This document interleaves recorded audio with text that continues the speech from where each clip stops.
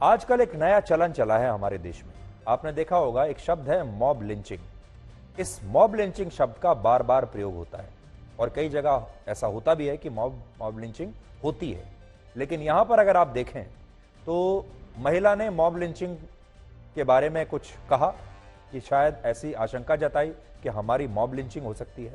आसपास के जो लोग प्रदर्शन कर रहे थे वो इससे नाराज हो गए और उन्होंने कहा कि आप झूठ बोल रही हैं, हम मॉब लिंचिंग के इरादे से या आपको किसी तरह का नुकसान पहुंचाने के इरादे से यहां नहीं आए हैं। हम सिर्फ विरोध जता रहे हैं कि आप उन बकरों को अपने घर में या हाउसिंग सोसाइटी में नहीं रख सकते। इसके बाद बात बढ़ गई। पहली बात तो ये कि मॉब लिंचिंग शब्द का प्रयोग अब बार बार होता है। दूसरी बात क्या है कि जब इस तरह का विवाद होता है तो लोग तुरंत अपना मोबाइल फोन का कैमरा ऑन कर लेते हैं और वीडियो रिकॉर्डिंग करने लगते हैं। हम भी जो आपको दिखा रहे हैं, ये किसी एक सज्जन ने वहां खड़े हुए इसकी वीडियो रिकॉर्डिंग की है और फिर दोनों पक्ष वीडियो रिकॉर्डिंग करते हैं। अब दोनों पक्षों की जो वीडियो रिकॉर्डिंग होती है, उन दोनों वीडियोस में दोनों अलग अलग पक्ष आपको दिखाई देते हैं। अगर इधर वाले पक्ष की नजर से आप देखेंगे तो आपको सामने वाले की गलती नजर आएगी और सामने वाले का वीडियो अगर आप देखेंगे तो आपको जो पक्ष इधर खड़ा है उसकी गलती नजर आएगी। और यहां भी अगर आप देखें तो लोग खुलकर कह रहे हैं कि फोटो तुम्हारे पास है तो फोटो हमारे पास भी है, तुम वीडियो बना रहे हो तो हम भी वीडियो बना रहे हैं। और फिर आप देखेंगे देश भर में यही हो रहा है। और बार बार जो मैं आपसे बात कर रहा हूं, यह बात इसलिए ज्यादा चिंतित करने वाली है क्योंकि ये सब और कहीं नहीं बल्कि मुंबई जैसे एक मेट्रोपॉलिटन शहर में, जहां खुले दिल वाले, खुले दिमाग वाले, पढ़े लिखे लोग रहते हैं, वहां हुआ है। बकरीद पर बकरों और दूसरे जानवरों की कुर्बानी को लेकर हमारे देश में कोई स्पष्ट कानून नहीं है। अब देखिए, इसी वजह से इस मामले पर बहुत विवाद हुआ क्योंकि सोसाइटी में रहने वाले बाकी लोगों को यह आशंका थी कि यह परिवार इसी सोसाइटी में इन बकरों की कुर्बानी देगा और वो इसके भी खिलाफ थे कि इन बकरों को इस सोसाइटी में रखा भी जाए। लेकिन अगर हम अदालतों की बात करें तो अदालतें अलग अलग समय में कुर्बानी को लेकर कई तरह के निर्देश जारी कर चुकी हैं और मुझे पूरा यकीन है कि अदालतों ने जो निर्देश जारी किए हैं अभी तक, उसके बारे में हमारे देश के लोगों को जरा भी आइडिया होगा ही नहीं। वर्ष 2021 में बॉम्बे हाई कोर्ट ने स्पष्ट रूप से कहा था कि कोई भी व्यक्ति, परिवार और संस्था अपने घर, अपने दफ्तर और हाउसिंग सोसाइटीज में बकरीद पर जानवरों की कुर्बानी नहीं दे सकता। और मुंबई पुलिस भी अदालत के इसी निर्देश को ऐसे मामलों में कानूनी कार्रवाई के लिए आधार मानती है। हालांकि मुंबई की इस घटना में अभी तक एक ही एफआईआर दर्ज हुई है और यह एफआईआर सोसाइटी के उन लोगों के खिलाफ दर्ज हुई है जो बकरा लाने वाले मुस्लिम परिवार का विरोध कर रहे थे। तो आगे बढ़ने से पहले आप यह जान लीजिए कि जो एफआईआर पुलिस ने दर्ज की है वो इस परिवार पर नहीं की है। एफआईआर दर्ज हुई है विरोध करने वाले दूसरे पड़ोसियों पर।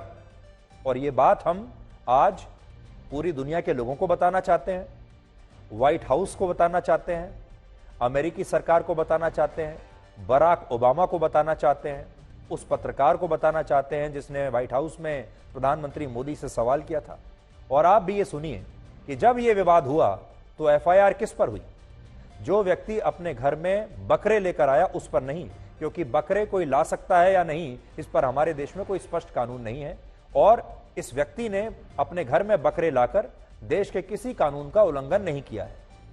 एफआईआर हुई है उन लोगों पर जो इस परिवार को परेशान कर रहे थे, जो इस परिवार का विरोध कर रहे थे, इन लोगों पर एफआईआर हुई है। इस एफआईआर में मोहसिन शेख की पत्नी ने एक और बड़ा गंभीर आरोप लगाया है और वो आरोप यह है कि इन लोगों ने उसके साथ मारपीट की और उस महिला को गलत इरादे से छुआ, जिसके लिए यह एफआईआर हुई है। यानी यह एफआईआर इस विवाद के बारे में नहीं है और अब यह मामला महिला सुरक्षा का बन गया है। आपको याद होगा, कल रात को ही हमने आपको पृथ्वी शॉ के बारे में बताया था। पृथ्वी शॉ का जो विवाद हुआ था उस पर भी उस महिला ने बाद में अलग धाराओं के तहत यही एफआईआर दर्ज कराई थी कि पृथ्वी शॉ ने उसके साथ छेड़छाड़ की।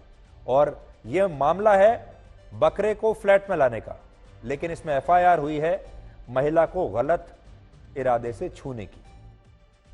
मध्य युग से लेकर अब तक भारत में बकरीद के त्योहार पर घरों में ही बकरों की कुर्बानी देने की परंपरा रही है, यही रिवाज रहा है हमारे देश में। और यही वजह है कि भारत सरकार या किसी भी राज्य की सरकार के पास ऐसा कोई आंकड़ा नहीं है कि भारत में बकरीद पर कितने जानवरों की कुर्बानी कहां और कैसे दी जाती है। लेकिन क्योंकि पिछले कुछ वर्षों में शहरों में हाउसिंग सोसाइटीज में रहने का चलन बढ़ गया है और बड़ी संख्या में लोग अब मल्टी स्टोरी हाउसिंग सोसाइटीज में रहते हैं, इसलिए अब इस मुद्दे पर विवाद ज्यादा होने लगा है। क्योंकि अब इस तरह की हाउसिंग सोसाइटीज में लोग रह रहे हैं, जैसा आप देख रहे हैं तस्वीर में, ये मल्टी स्टोरी बड़ी बड़ी हाउसिंग सोसाइटीज हैं। अब यहां आप कहां बकरों को रखेंगे और कहां इनकी कुर्बानी देंगे? हमारे देश की अदालतों ने जो फैसले दिए हैं वो हाउसिंग सोसाइटीज में कुर्बानी को लेकर हैं। कोई भी हाउसिंग सोसाइटी एक समूह में रहने वाले लोगों के लिए उनकी एक संयुक्त छत जैसी होती है, जिसके नीचे वो अपने अपने परिवारों के साथ रहते हैं। और ये परिवार अलग अलग धर्म, जाति और पंथ के हो सकते हैं। इसलिए हाउसिंग सोसाइटीज में रहने के लिए कुछ विशेष नियम और कानून बनाए जाते हैं, जो सरकारें नहीं बनाती बल्कि इन्हीं सोसाइटीज में रहने वाले लोग बनाते हैं, उनकी एसोसिएशंस बनाती हैं, इन सोसाइटीज के मैनेजमेंट बनाते हैं या फिर बिल्डर द्वारा तय किए जाते हैं। इनमें जो प्रमुख नियम होता है वो है एक दूसरे का सम्मान करते हुए साथ रहना। लेकिन कई बार अलग अलग धर्मों और जाति के लोगों के बीच विवाद होता है और इसलिए ऐसे मामलों में सरकारों को, पुलिस को और अदालतों को कई बार दखल देना पड़ता है।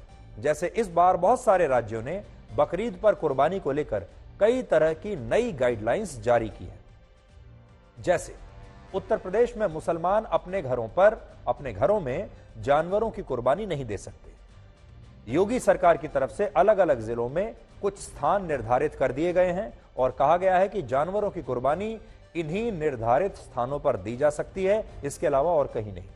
इसके अलावा बकरीद के मौके पर उत्तर प्रदेश में अगर सड़कों पर नमाज पढ़ी गई या विवादित स्थानों पर जानवरों की कुर्बानी दी गई तो पुलिस कड़ी कार्रवाई करेगी।